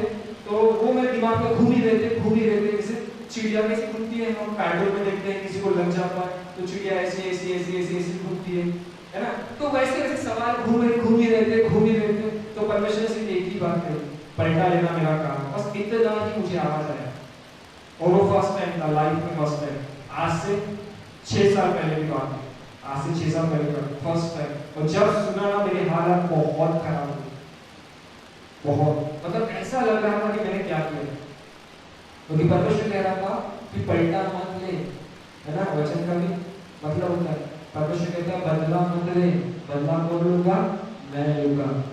तो यहोवा परमेश्वर कहता है युद्ध मेरा है, परमेश्वर कहता है युद्ध मेरा है, मैं लड़ूंगा। तुम्हें पलटा लेने की जरूरत ही नहीं है, तुम्हें क्या करना है, क्षमा करना है, क्षमा। क्योंकि फिर मैंने वो बाइबल का वचन निकाला। मैं तब छोटा ही था विश्वास में, पर मैं सीखा था, मुझे 5 बार लोगों ने सिखाया था कि परमेश्वर से बातचीत करते, कोई वचन मिलता है तो उस वचन को निकालो बाइबल से, अध्याय पढ़ो, परमेश्वर क्या बता रहा है। तो क्या आप उतने समझदार नहीं हो? मैं उतना समझदार नहीं था, केवल एक छोटा सा वचन मेरे कानों में आया था, ठीक है। मैंने अध्याय निकाला, अध्याय पढ़ा, आगे में लिखा था कि पलटा लेना मेरा काम है, पलटा मत लो, और तुम्हें क्या करना है, अपने अपराधियों की क्षमा करना है। क्षमा करने से तुम क्या करते हो, उनके सिर पे आग का कटोरा उड़ेलते हो, आग का कटोरा। ये सब क्षमा कर रहे हैं और आगे वाले सिर पे आग कैसे क्या उड़ेल रही है। तो आगे वाला कंफ्यूज हो जाता है, अरे मैंने तो इसका इतना बुरा किया कि मैं क्षमा कर रहा है, क्यों क्षमा कर रहा है। फिर जो चिड़िया हमारे आसपास घूम रही होती है ना, वो उनके सिर के आसपास घूमती है, मतलब जो चिंताएं होती है, जो खौफ होता है, उनके आसपास मंडराते रहता है, उन्हें पागल कर देता है। अरे क्यों माफ किया इसने, क्यों माफ किया, ये बदला क्यों नहीं दे रहा, ठीक है। तो इस तरीके से परमेश्वर से बातचीत करता है, परमेश्वर की हिम्मत दे जाता है, हिम्मत दे जाता है ना। तो वही होता है प्रार्थना, है ना। प्रार्थना हमें ऐसी करनी चाहिए कि परमेश्वर हमसे बातचीत करे। हमें परमेश्वर को समय देना जरूरी है। हम बाइबल पढ़ेंगे, वचनों का हमें ज्ञान रहेगा, तभी जाके परमेश्वर से बातचीत कर पाएगा। क्योंकि यह वह युग नहीं कि उसने मूसा से आमने सामने बातें की, मूसा से उसने आमने सामने बात की, है ना। हम इतने पवित्र नहीं है, हमें बहुत सारी खामियां हैं। परमेश्वर ने हमें पवित्र तो कर दिया है, परंतु हर रोज कुछ ना कुछ गलतियां करते जाते हैं।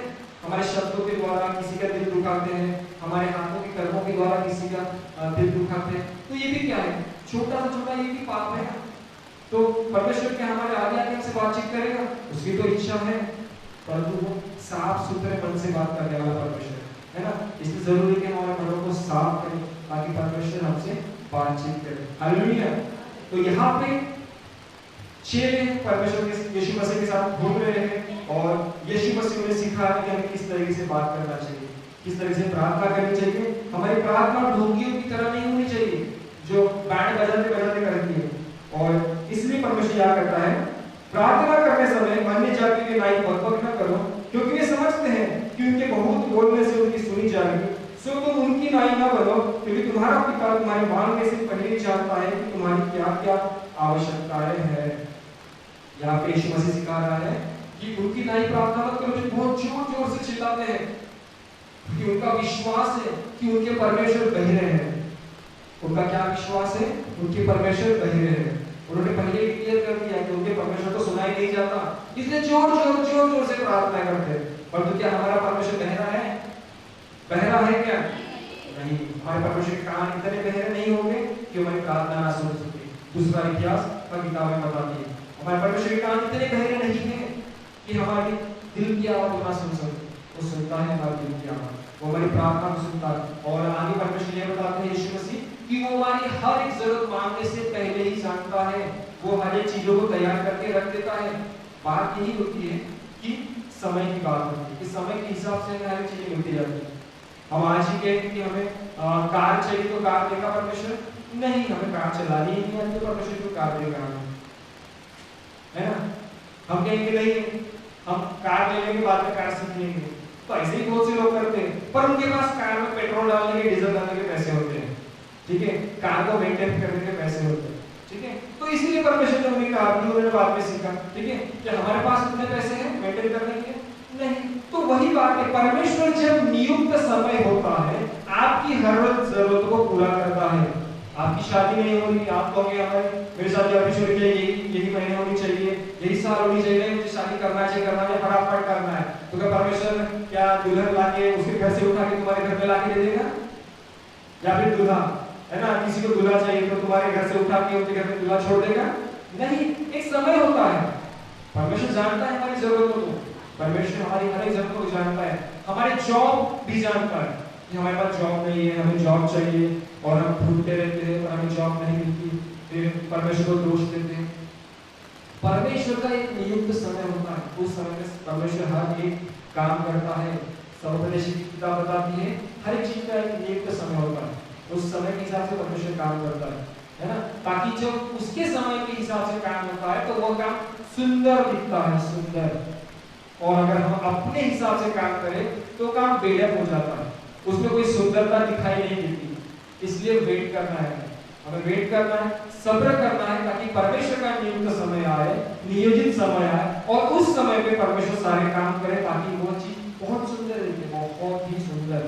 हालेलुया, है ना। हम पढ़ते हैं भजन संहिता में यहोवा मेरा चरवाहा है ना, उसमें भी हम पढ़ते हैं कि यहोवा मेरा चरवाहा है और इसमें मुझे कुछ भी कमी घटी नहीं होने वाली, मेरी हर एक जरूरतों को पूरा करेगा, हर एक जरूरतों को पूरा करेगा, परमेश्वर सब कुछ देगा। जिस तरीके से यीशु मसीह और एक अध्याय में बताते हैं कि अगर तुमने अपने बच्चों को जिस तरीके से मैं अब तुम्हारा स्वर्गीय पिता हूँ, मैं क्या कहता हूँ, उनसे प्रेम करता हूँ, तुम भी अपने बेटों से प्रेम करते हो। क्या तुम्हारे बेटे तुम्हें जो चीज मांगते हैं, क्या तुमने अंडा मांगा तो क्या तुम साफ देते हो उसे? नहीं, साफ नहीं देते। अंडा मांगा तो अंडा ही देंगे, है ना। आइसक्रीम मांगी तो आइसक्रीम ही देंगे, पर क्या चाकू मांगा तो चाकू दे देंगे आप? नहीं, है ना। गरम तवा मांगा तो दे देंगे क्या आप? वो कहेगा मुझे गरम तवा पे बैठना ही है, तो क्या आपसे बैठने दोगे? नहीं। जब आरती रोटियां पकाती रहती है तो शायद उसके पास जाने के लिए ये करती है और तवे को हाथ लगाने के लिए करती है, तो हम उसे दिखाते हैं दूर से, देख गरम लग रहा है ना। हम उसे देते नहीं है, वो मांगती है तवा तो दे देंगे हम उसे? नहीं, हम बिल्कुल भी उसे दिखाते नहीं, वही समझते नहीं, हाँ हाँ, तो भी हाँ हाँ करती है, हाथ दूर करती है ना, समझ। वैसा ही परमेश्वर क्या करता है, एक नियमित समय होता है ना। जब शारोन बड़ी हो जाएगी, जब वो रोटी पकाना सीख जाएगी तो वो खुद इस्तेमाल कर लेगी तवा, है ना, तवा खुद इस्तेमाल कर लेगी, चाकू भी खुद जब इस्तेमाल करना सीखेगी, जब वो समय आएगा बड़ी होगी तो वो इस्तेमाल करेंगे, अब इसको भी हम देंगे, है ना। तो परमेश्वर भी जानता है कि आप सीख रहे हो, है ना, आप सीख रहे हो, आपके जीवन में हर एक चीज है, ठीक है, एक नियोजित समय है और उस नियोजित समय पे वो सारी चीजें पूरी करने वाला परमेश्वर है। हालेलुया। हम आगे बढ़ते हैं और परमेश्वर जी आपको प्रार्थना सिखा रहे हैं, किस तरीके से प्रार्थना करना है।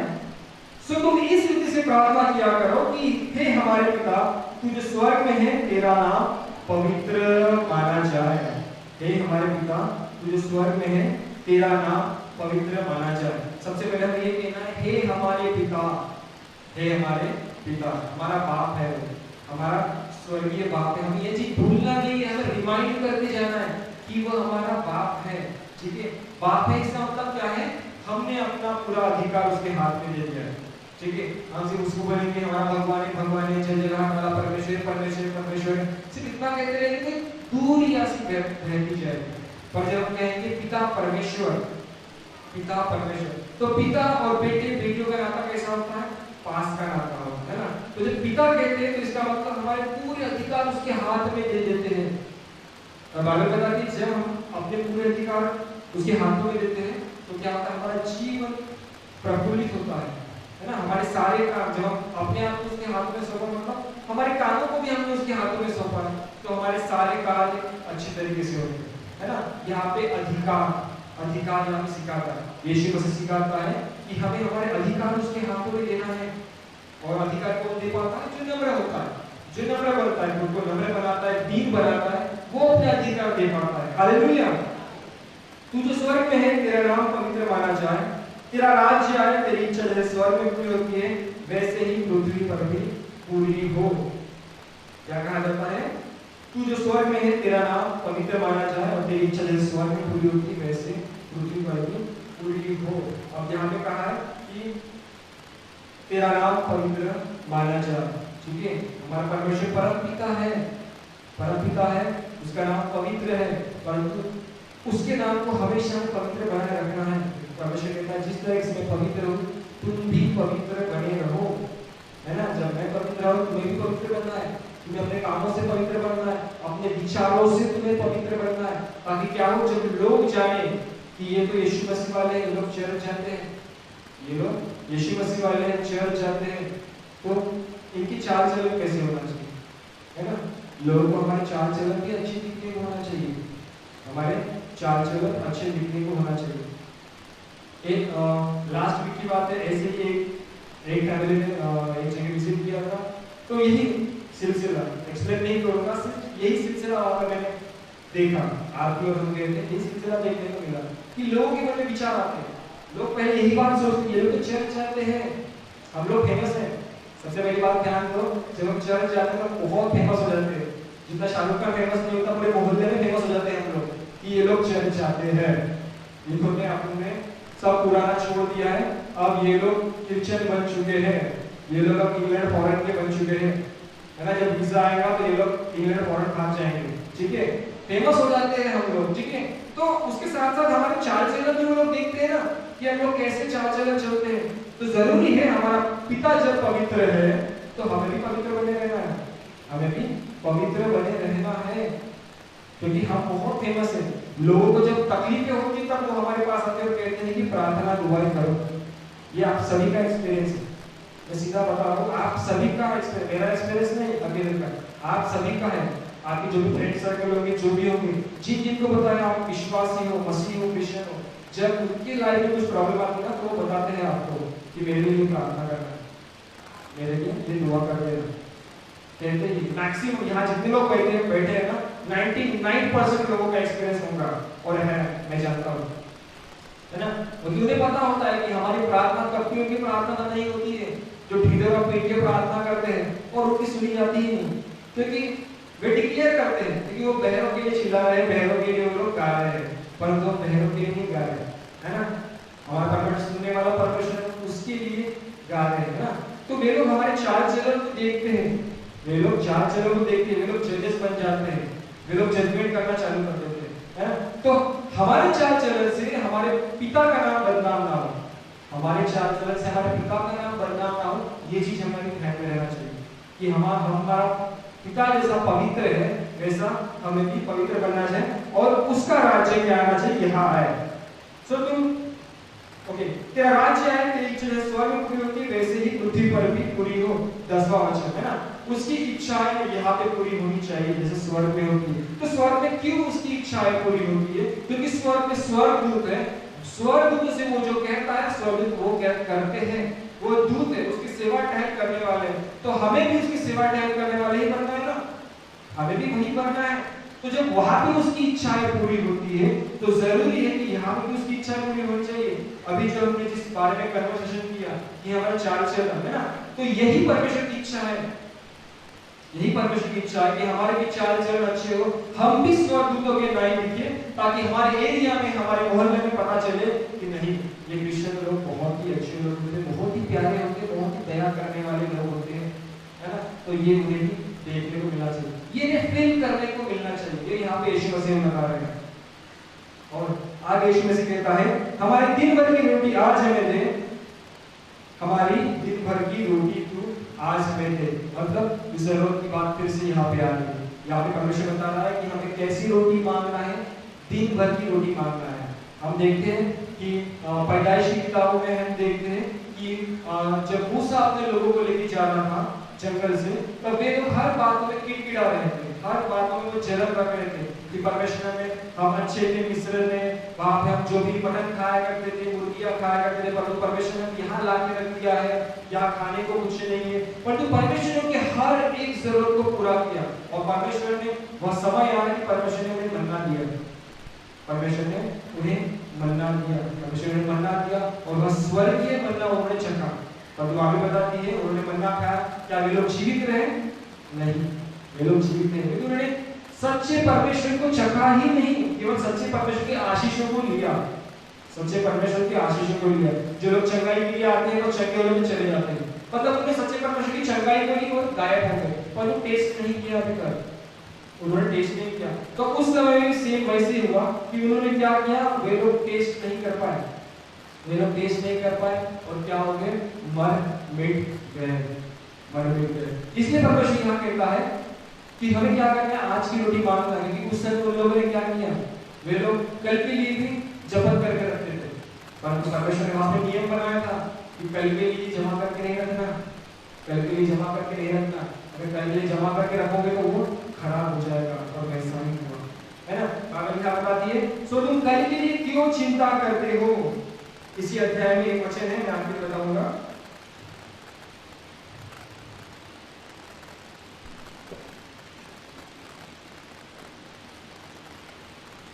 ओके, इसी अध्याय का वचन है 25वां वचन, मैं आपके लिए पढ़ूंगा। इसलिए मैं तुमसे कहता हूं कि अपने प्राण के लिए चिंता न करना कि हम क्या खाएंगे और क्या पिएंगे, और न अपने शरीर के लिए क्या पहनेंगे, क्या भोजन करेंगे। और शरीर वस्त्र से बढ़कर नहीं, आकाश के पक्षियों को देखो, वे न बोते हैं और न काटते हैं और न खत्म में बटोरते, तो तुम्हारा स्वर्गीय पिता उन्हें खिलवाता है। क्या तुम उनसे अधिक मूल्य नहीं रखते?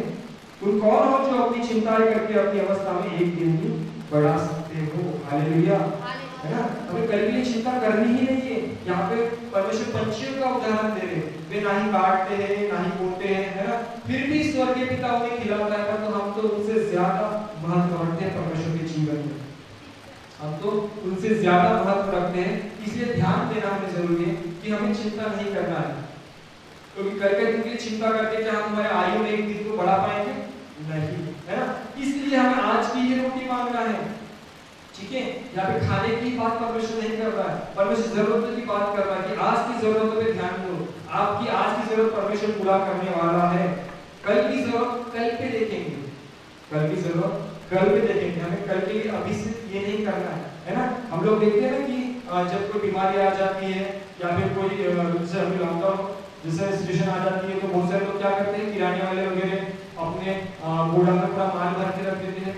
तो फिर क्या हो जाता है, वो माल महंगा हो जाता है ना। वो लोग तो पैसे कमा लेते हैं, परंतु जो बेचारे गरीब हैं उनके पास पैसा नहीं है ना, पैसा नहीं है, वो लोग जब माल खरीदते हैं तो थोड़ी बहुत उनकी भी तो हार लगती होगी, कितना महंगा कर दिया सब कुछ, है ना। तो इसलिए ना आज की ही चिंता करनी है। परमेश्वर आज में हमें प्रफुल्लित करने वाला परमेश्वर, संपन्न करने वाला परमेश्वर है। कल की चिंता नहीं करनी है, कल की चिंता कल आप कर लेगा। हालेलुया। आगे परमेश्वर क्या बताते हैं, और जिस प्रकार हमने अपने अपराधियों को क्षमा किया है, वैसे तू भी अपने अपराधियों को क्षमा कर। और हमें अपने परीक्षा में न ला, परंतु बुराई से बचा, क्योंकि राज्य, पराक्रम और महिमा सदा तेरी है। इसलिए यदि तुम मनुष्य के अपराध क्षमा न करोगे तो तुम्हारा स्वर्गीय पिता भी तुम्हें क्षमा न करेगा, और यदि तुम मनुष्य के अपराध क्षमा करोगे तुम्हारा स्वर्गीय पिता भी तुम्हारे अपराध क्षमा करेगा। हालेलुया। अब यहाँ पे क्षमा करने की बात आ रही है, ठीक है। आगे परमेश्वर सिखा रहा है कि क्षमा के बारे में, ठीक है। जब प्रार्थनाएं करते हो ना, तो जब तक तुम क्षमा नहीं करोगे तुम्हारी प्रार्थना स्वीकार नहीं होगी। अगर तुम्हारे मन में आज किसी के प्रति कुछ तो एक बैर छुपा हुआ है, कुछ तो भी झगड़ा कट्टा छुपा हुआ है, तो पहले उसे माफ करो, पहले उसे माफ करो। क्योंकि यहाँ पे परमेश्वर सिखाता है कि पिता वैसा ही चाहता है ना। पिता वैसे ही चाहता है कि अगर तुम्हें तुम्हारे पापों से क्षमा चाहिए तो तुम अपने जिसने तुम्हारा बैर किया, जिसने तुम्हारे विरुद्ध पाप किया, उसके पापों को तुम क्षमा करो, उसके पापों को क्षमा करो। क्योंकि जैसा तुम बोओगे वैसा ही तुम काटने पाओगे, जैसा तुम बोओगे तुम वैसा ही काटने पाने वाले हो। तो आप कहोगे कि जैसे हमने पिछले बार यही इसी बात में हमने वर्णन किए थे कि अगर हम आम का पेड़ लगाएंगे और कहेंगे कि एप्पल लगेंगे, तो एप्पल लगेंगे क्या? नहीं, उसमें एप्पल नहीं लगने वाले हैं। आम का पेड़ तो आम ही लगेंगे, ना ही वहाँ पे अंगूर लगने वाले हैं। तो इसलिए जरूरी है, हमें क्षमा करना जरूरी है ना। हमें हमारे अपराधियों को क्षमा करना है ताकि परमेश्वर हमें हमारे अपराधों से क्षमा करे, है ना। जैसे हम डिजर्व करते हैं, जैसे हम डिजर्व करते हैं कि मेरे बारे में ऐसी चीज हो, मैं ऐसा सुंदर दिखूं, तो वैसा ही हमें डिजर्व करना है हमारे आगे वाले के लिए भी, हमारे पड़ोसी के लिए भी, हमारे दुश्मन के लिए भी। परमेश्वर ध्यान दे रहा है क्षमा करो, है ना। तो हमारा बैरी कौन होता है? हमारा दुश्मन ही होता है ना, जिसने हमसे उलझन की, जिसने हमसे झगड़ा किया, तो क्षमा करना है। जैसे मैंने आपसे कहा कि परमेश्वर मुझसे बातचीत की पलटा लेने के बारे में, पलटा लेने के बारे में, तो परमेश्वर वही कहता है ना, पलटा लेना मेरा काम है, मैं पलटा लूंगा, पलटा मेरा काम है, मैं पलटा लूंगा, मैं युद्ध करूंगा, युद्ध मेरे हाथ में है, युद्ध यहोवा का है। इसलिए ध्यान दो, युद्ध यहोवा का है, हमें लड़ना नहीं है, ठीक है। हम लड़ेंगे तो हमारा लड़ाई का तरीका अलग होता है। अगर हम लड़ते हैं तो इसका मतलब क्या होता है कि हम परमेश्वर को सामर्थ्य नहीं समझ रहे हैं। परमेश्वर सामर्थ्यवान है ही नहीं, हम ही सामर्थ्यवान हैं, ऐसा उसका मतलब होता है। पर जब हमारी लड़ाई को परमेश्वर के हाथ में देते हैं तो क्या हो जाता है, हम यही समझते हैं, यही हम मनन करते हैं कि परमेश्वर सामर्थ्य है, और तब परमेश्वर पूरी सामर्थ्य से काम कर पाता है, पूरी सामर्थ्य से काम कर पाता है। एक उदाहरण मैं आपको बताना चाहूंगा कि जब कोई बाज या जब कोई चील वगैरह जो बड़े बड़े पंछी होते हैं, जब वो किसी चीज को खाने की कोशिश करते हैं, सपोज एक कछुआ है, उन्हें कछुए को खाना है, तब वो कछुए के ऊपर बैठते हैं और कछुए को खाने की कोशिश करते हैं, खा नहीं पाते। कछुआ अंदर मुंह ले लेता है, पैर अंदर ले लेता है, ऊपर से खोल पक्की होती जमी होती, वो खा नहीं पाते। पर उनके पास दिमाग होता है, उन्हें पता है कि ये हमारा क्या कहते हैं उसे रणांगन, ये हमारा बैटल ग्राउंड नहीं है ना, युद्ध करने का मैदान नहीं है। उन्हें पता है अगर हम यहाँ युद्ध करते बैठे, पीछे से कोई आ जाएगा, शेर वगैरह हम पे हमला कर लेगा, है ना। वो जानते हैं कि हमारा युद्ध का मैदान कौन सा है, आसमान, आसमान में हमें कोई हरा नहीं सकता। इसलिए वे लोग क्या करते हैं, उस कछुए को पकड़ते हैं और दूर उड़ जाते हैं आसमान में, और फटाक से अगर कोई पत्थर दिखता है, पहाड़ दिखता है, वहां पे छोड़ देते हैं, और वो कछुआ आता है, फटाक से उस पे गिरता है, फूट जाता है, वो फूट जाता है, और वो नीचे उतरता है, जो बाज चील जो है नीचे उतरता है और फूट जाता है, कछुआ उसे खा लेता है, ठीक है। वो तृप्त क्यों हुआ, क्योंकि उसने जाना कि मेरा युद्ध का ग्राउंड कौन सा है, मेरा युद्ध का मैदान कौन सा है, उसने जाना, ठीक है। वो जानता है मेरा युद्ध का मैदान कौन सा है। अगर मैं यही लड़ाई करते बैठूंगा कछुए के साथ, यही लड़ाई करते बैठूंगा तो दिन चले जाएगा और कछुए की मुंडी बाहर नहीं निकलेगी, कुछ नहीं होगा, और मैं यहाँ से उठा के फेंक भी नहीं सकता, उसमें उनका मतलब उसके हाथ नहीं होते ना वैसे, पर उनके पास चोंच होती है, उससे उठा के वो फेंकता है। मतलब देखो परमेश्वर ने उन्हें दिमाग भी दिया है ना, तो परमेश्वर ने हमें भी दिमाग दिया है कि हमारा ग्राउंड कौन सा है, हमारे लड़ाई का ग्राउंड कौन सा है। तो हमारी लड़ाई का ग्राउंड है प्रार्थना, हमारे लड़ाई का ग्राउंड है प्रार्थना। तो हमें ये चीज कभी नहीं भूलना चाहिए। अगर हमें लड़ाई करनी है, किसी से बदला लेना है, प्रार्थना में बदला लो, बहुत अच्छा प्रतिफल मिलेगा, बहुत ही अच्छा प्रतिफल मिलता है। किसी से बदला लेना है, किसी के हाथ पैर तोड़ना है, सिर तोड़ना है, प्रार्थना करो, परमेश्वर आपको भी बुद्धि देगा, परमेश्वर उसे भी बुद्धि देगा, क्योंकि परमेश्वर किसी के हाथ पैर तोड़ने वाला परमेश्वर है ना। परमेश्वर किसी के हाथ पैर तोड़ना नहीं चाहता, परमेश्वर सभी को सही सलामत रखना चाहता है। इसलिए अपनी जो भी प्रॉब्लम्स है, अपनी जो भी मुसीबतें हैं, जो भी युद्ध है, उन युद्धों को परमेश्वर के हाथ में सौंपो, मतलब प्रार्थनाएं करो, ताकि क्या हो, परमेश्वर उस युद्ध को लड़ेगा। परमेश्वर अपनी सारी सेनाओं को, यहोवा अपनी सारी सेनाओं को लेके उससे लड़ेगा। तो इस तरीके से यहाँ पे परमेश्वर हमें प्रार्थना करना सिखाता है कि हमारी प्रार्थना कैसी होनी चाहिए, है ना। हमारी प्रार्थना कपटियों की तरह नहीं होनी चाहिए, और ना ही हमारी प्रार्थना ढिंढोरा पीटने वाली होनी चाहिए। पर जब हम प्रार्थना करते हैं कि परमेश्वर हमारे पापों को क्षमा कर, तो जरूरी है हमें भी कि हमारे दूसरों के पापों को क्षमा कर पाए, हमें दूसरों के पाप क्षमा कर पाए।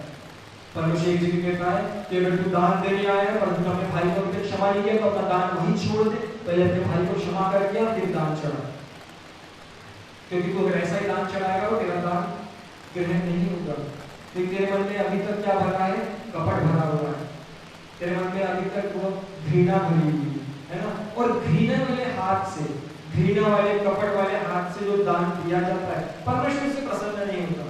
फिर वो 2 लाख 3 लाख 1 अरब का क्यों ना दान है ना, परमेश्वर से बिल्कुल प्रसन्न नहीं होगा, क्योंकि वो हाथ कैसे है, वो हाथ कैसे परमेश्वर को देखता है, ठीक है। काले पीले हो, मिट्टी से भरे हो, वो कहीं मायने रखता नहीं, ठीक है। या सूर्या पड़े हुए हाथ हो या कैसे भी हो, है ना। वो विधवा आई, विधवा ने कुछ दमड़िया लिए, और विधवा थी, बूढ़ी थी, तो ऑब्वियसली सूर्या होंगे उसके हाथों पे, वो कैसी तो भी आई होगी, लोगों से छुपते छुपाते आई, उसने दान डाल दिया। परंतु एक जन ने बहुत ढिंढोरा पीट के दान दिया, है ना। तो चेले पूछते हैं किसका दान ग्रहण हुआ होगा, यीशु मसीह ने समझाते हैं दान किसका ग्रहण हुआ, उस बुढ़िया का, है ना, क्योंकि उसने दीन मन से आके दान दिया, लोगों को बता के दान नहीं दिया, उसने छुपती छुपाती आई, क्योंकि जिस तरीके से हमने पहले पढ़े वचन में, जब तुम दान करते हो तो तुम्हारा दाया हाथ ना जानने पाए कि बाएं हाथ में क्या है, और ना ही बाया हाथ जानने पाए दाया हाथ में क्या है। दान गुप्त में दान हो, गुप्त में दान हो और दान करो, है ना। जो गुप्त में दान करना है मतलब वो नम्र कर रहा है, खुद को नम्र कर रहा है, और क्षमाशीलता उसी के अंदर होती है। हालेलुया। हम देखते हैं यूसुफ की कहानी, यूसुफ ने भी क्या किया, क्षमा किया। यूसुफ ने भी क्षमा किया, क्षमा करना वो सीखा। अगर यूसुफ ने क्षमा नहीं किया होता, ठीक है, यूसुफ ने क्षमा नहीं किया होता तो वे गोत्र बचाए नहीं जाते। वे जो गोत्र थे, ठीक है, वो गोत्र बचाए नहीं जाते, तो गोत्र नाश हुए जाते। क्यों? अगर यूसुफ के मन में वही बातें होती कि मेरे भाइयों ने मुझे बेच दिया, मेरे भाइयों ने मुझे मारा था, मेरे भाइयों ने मुझसे क्या किया था, घृणा की थी, तो वो भी क्या करता, उन्हें एक एक को बुला के मार देता, या फिर उनकी एरिया में जाके उन्हें मार देता। ठीक है, एक तो वे लोग भूख से मर जाते क्योंकि उस समय भारी अकाल पड़ा हुआ था। बाइबल बताती है भारी उसने सारे को बुलाया, अपने पिता को बुलाया और सबों को उसने वही रखा जब तक भूखमरी खत्म नहीं हुई। अकाल जब तक खत्म नहीं हुआ वे लोग वहीं पे रहे, मिस्र में ही रहे। वे मिस्र में पलते गए फूलते गए, मिस्रियों के साथ वे लोग पलते फूलते गए। और उसके आगे की तो कहानी हम सभी को बताया कि परमेश्वर ने किस तरीके से उनको वहां से निकाला, है ना।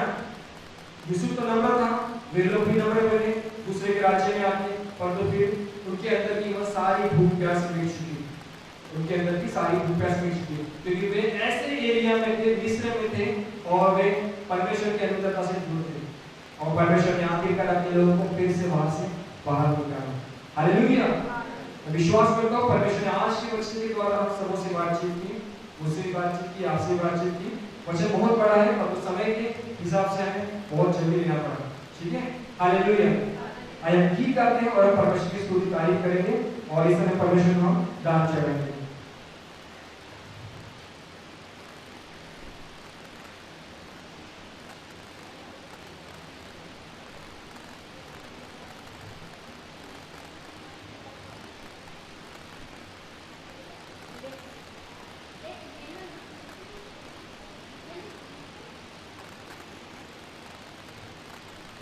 इस समय गीत नंबर 327 को गाएंगे, पाक यहोवा मुझे माफ करता है।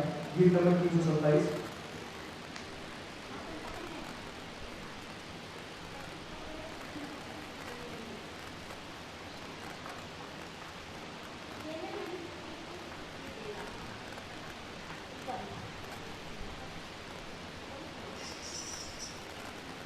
गीत नंबर 327 पेज नंबर 119। हम सब लोग मिलकर इस गीत को गाएंगे। हमने बहुत बार इस गीत को गाया है और फिर से हम इस गीत को गाते हैं। पाक यहोवा मुझे माफ कर देता है, लहू यीशु का मुझे साफ कर देता है। पाक यहोवा मुझे माफ कर देता है, लहू यीशु का मुझे साफ कर देता है। Hallelujah hallelujah hallelujah hallelujah hallelujah hallelujah hallelujah hallelujah hallelujah hallelujah hallelujah. वो तुम्हें एक भाव एक मेरे ले गया, अपना रुत वो नजात मुझे दे गया। वो तुम्हें एक भाव एक मेरे ले गया, अपना रुत वो नजात मुझे दे गया। कौन करता है इतना, कौन करता है इतना, कौन करता है इतना प्यार जो यीशु ने किया। Hallelujah hallelujah hallelujah hallelujah hallelujah hallelujah hallelujah hallelujah hallelujah hallelujah hallelujah. Yeshu का कमाल है यहोवा का जलाल है, मेरी ताकत यीशु यीशु मेरी ढाल है। यीशु का कमाल है यहोवा का जलाल है, मेरी ताकत यीशु यीशु मेरी ढाल है। मैंने कत्ल इतना किया, मैंने कत्ल इतना किया, मैंने कत्ल इतने किया, उसका इसके नाम किया। Hallelujah hallelujah hallelujah hallelujah hallelujah hallelujah hallelujah hallelujah hallelujah.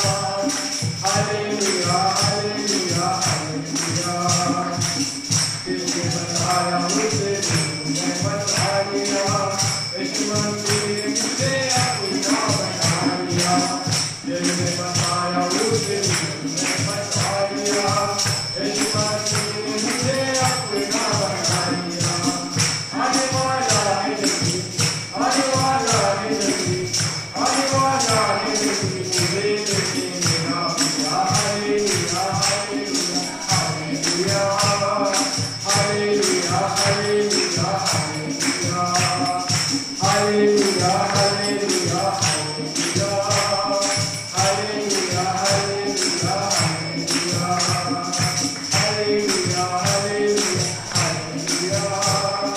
Hallelujah hallelujah hallelujah.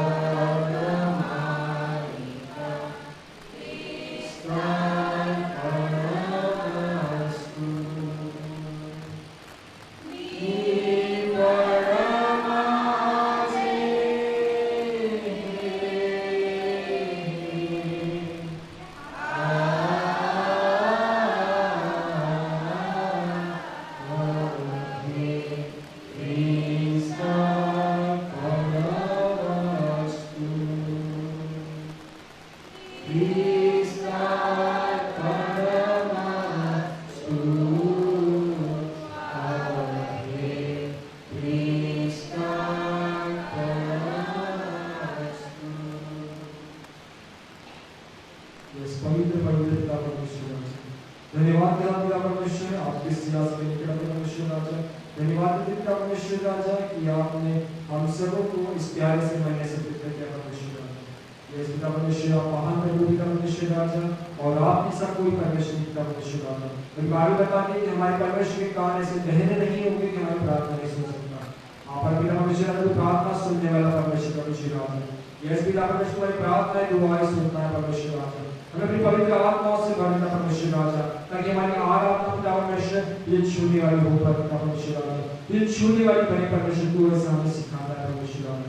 ये धन्यवाद पिता परमेश्वर राजा, तूने आज के वचन के द्वारा हमें सिखाया पिता परमेश्वर राजा कि हमें किस तरीके से प्रार्थना दुआएं करनी चाहिए परमेश्वर राजा। हमें किस तरीके से दूसरों को क्षमा करना चाहिए ताकि हमारे अपराधों की क्षमा हो परमेश्वर राजा। यस पिता परमेश्वर राजा, किस तरीके से तेरे नाम को पवित्र बनाए रखे परमेश्वर राजा। इन सारी बातों को परमेश्वर तू अपने चेलों के साथ साथ परमेश्वर राजा हमें भी सिखाया परमेश्वर राजा। यस पिता परमेश्वर धन्यवाद है तेरी अनुग्रह के पिता परमेश्वर राजा। जिस तरीके से बाइबल बताती है कि तू हमें बुद्धि देता है परमेश्वर राजा। तू बुद्धि देता है क्योंकि खच्चर और घोड़े तो ऐसे हैं जिन्हें रास और लगाम से रोकना पड़ता है, परंतु तू जो यहोवा की खोजी है तू उन्हें बुद्धि और ज्ञान देता है कि कैसे वो लोग किस तरीके से अपने जीवन जिए। आप परमेश्वर तू हमें ज्ञान बुद्धि से भरता है, इस बात की शुक्र अदा करते हैं। यस पिता परमेश्वर तू अपने बनने से हमें तुझको संतुष्ट करता है, इस पिता परमेश्वर आपका शुक्र अदा करते हैं। तू महान अति महान करना है परमेश्वर प्रभु जी राजा। तेरी स्तुति करते, तेरी तारीफ गाते परमेश्वर राजा, तेरे नाम को ऊंचे उठाते पिता परमेश्वर राजा। हालेलुया, थैंक यू जीसस पिता परमेश्वर राजा। यस पिता परमेश्वर धन्यवाद देते पिता परमेश्वर राजा, तेरी तारीफ करते, तेरी प्रशंसा, तेरी स्तुति सन्ना महिमा गाते परमेश्वर राजा। धन्यवाद धन्यवाद धन्यवाद धन्यवाद देते प्रभु जी राजा। यस हालेलुया पिता परमेश्वर राजा। ये पिता परमेश्वर हमारी सारी मध्यस्थता की प्रार्थना को सुनने के प्रभु जी आपका शुक्र अदा करते हैं। तुम्हारी मध्यस्थता की प्रार्थना को सुनता है, सुन के जवाब देता है पिता परमेश्वर राजा। हाँ और आमीन में जवाब देता परमेश्वर राजा, क्योंकि हमारी प्रार्थना धर्मियों की नाई होगी परमेश्वर राजा, क्योंकि हम धर्मी के संतान हैं, हम धर्मी के पुत्र पुत्रियां हैं परमेश्वर राजा, क्योंकि हमारा पिता स्वर्गीय पिता तू प्रभु जी धर्मी है परमेश्वर राजा। ये धन्यवाद परमेश्वर राजा। प्रभु जी धन्यवाद देते हैं इन सारे भेंटों के लिए पिता अपने शुद्ध राजा, इन सारे भेंट दान और दशमांश के प्रभु जी आपका शुक्र अदा करते हैं मनुष्य राजा, कि तेरे लोगों ने पिता मनुष्य राजा तेरे भवन में जो लाया पिता अपने शुद्ध राजा, इसलिए प्रभु जी आपका शुक्र अदा करते हैं। हम विश्वास करते हैं प्रभु जी राजा, जो इस पृथ्वी पे पिता अपने शुद्ध राजा, जो इस पिता परमेश्वर तेरे हाथों में तेरे मंदिर में जो बोलता है परमेश्वर राजा, वो स्वर्ग में काट के पाएगा परमेश्वर राजा। ये पिता परमेश्वर धन्यवाद देते हैं पिता परमेश्वर, ये पिता परमेश्वर अपने तेरे हाथों में पिता अपने सौंपते परमेश्वर राजा, तो हमारे घरों को प्रभु जी सींध नहीं लगती परमेश्वर राजा, क्योंकि हमने स्वर्ग में बोया है परमेश्वर राजा, और हम स्वर्ग में काटने पाएंगे परमेश्वर राजा। धन्यवाद देते पिता परमेश्वर, जिन जिन ने दिया सबों को आशीर्वाद कर पिता परमेश्वर राजा, जो देने पाए उन्हें देना सिखा पिता परमेश्वर राजा, तुम सबों को संपन्न कर पिता परमेश्वर राजा, सबों की इकोनॉमिक कंडीशन को संभाल पिता परमेश्वर राजा, सबों की जॉब पे आशीष दे परमेश्वर राजा, उनके रोजगार, उनके काम धंधे में, उनके बिजनेस के ऊपर परमेश्वर राजा आपके पिता परमेश्वर जोरावर से हाथ कर पिता परमेश्वर राजा। ये पिता परमेश्वर जितने भी लोग आज एकत्रित हैं, जो लोग ऑनलाइन से देख रहे हो, जो लोग आ नहीं पाए परमेश्वर, उन सबों को आपके पवित्र आत्मा सौंपे परमेश्वर राजा, उनकी आत्मा मन जीव शरीर को संभाल पिता परमेश्वर राजा। ये पिता परमेश्वर राजा उनके घरों से सारी बीमारियों को दूर कर परमेश्वर राजा, क्योंकि हमने पिता परमेश्वर अपने घरों के ऊपर परमेश्वर राजा यीशु मसीह का पवित्र लहू लगाया है परमेश्वर राजा, इसलिए विश्वास करते कोई महामारी हमारे घर की ओर नहीं बढ़ेगी परमेश्वर राजा। हम विश्वास करते कि हम भले चंगे रहेंगे परमेश्वर राजा, क्योंकि हम तेरी गोद में तेरी पनाह में हैं खुदा परमेश्वर राजा।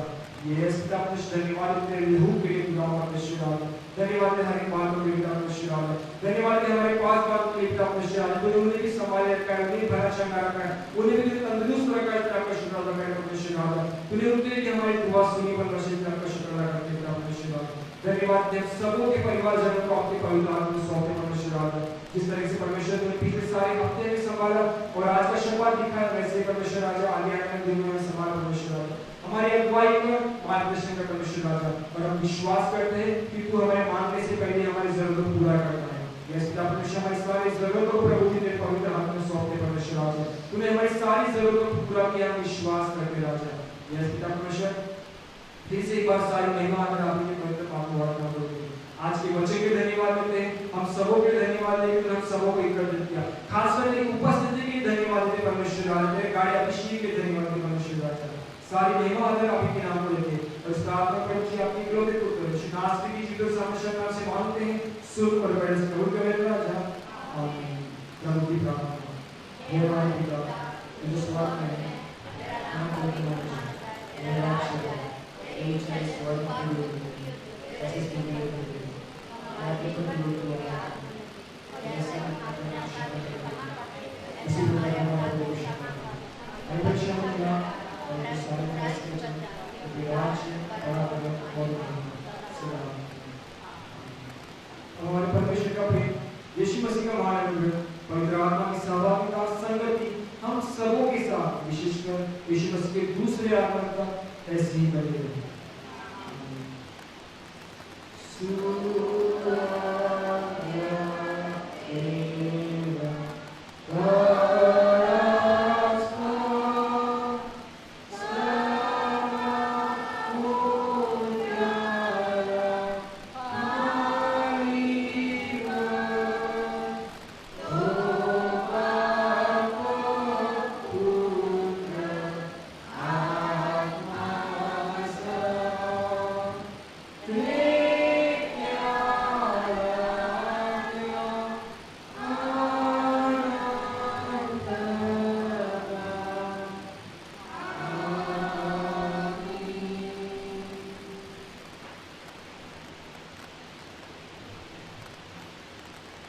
सबको जय मसीह। फिर से आप सभी का स्वागत है परमेश्वर के भवन में। परमेश्वर आपको आशीर्वाद करे। जिस तरीके से आज के वचन में परमेश्वर ने सिखाया कि परमेश्वर जिस तरीके से तेरा राज्य उस स्वर्ग में है, ऐसा उसका राज्य यहाँ पृथ्वी में भी आना चाहिए। हालेलुया। तो कैसे पृथ्वी पर आएगा, है ना? हमारे विश्वास के द्वारा, हमारे कामों के द्वारा, है ना? हमने क्या सीखा कि उसका राज्य वहाँ पे कैसा है, उसकी इच्छा वहाँ पे कैसी पूरी होती है, स्वर्गदूत करते हैं, है ना? उसने स्वर्गदूत को नियोजित किया। वैसे परमेश्वर ने यहाँ पृथ्वी पे रखा, तो हमें भी स्वर्गदूतों के नाम उसकी आज्ञाओं पे चलना है। हमें उस धर्मी पुरुष के समान जो क्या होता है, जो इस संविधान पे, हमारे परमेश्वर के वचनों पे, हमारे परमेश्वर के नियम शास्त्रों पे मानता है, वैसे हमें भी मानना है। उसके हिसाब से चलना है, एक दूसरे को क्षमा करते जाना है, एक दूसरे का बोझ उठाते जाना है, तभी क्या होगा, परमेश्वर का राज्य जैसा होना वैसे हम यहाँ पे भी देखने पाएंगे। हालेलुया, सभी को जय मसीह।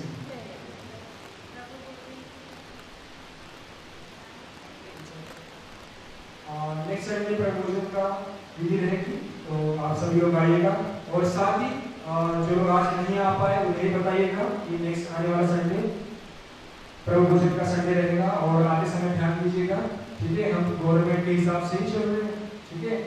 हमें बराबर मास्क पहने रहना है, सैनिटाइज करते हुए आना है, ठीक है।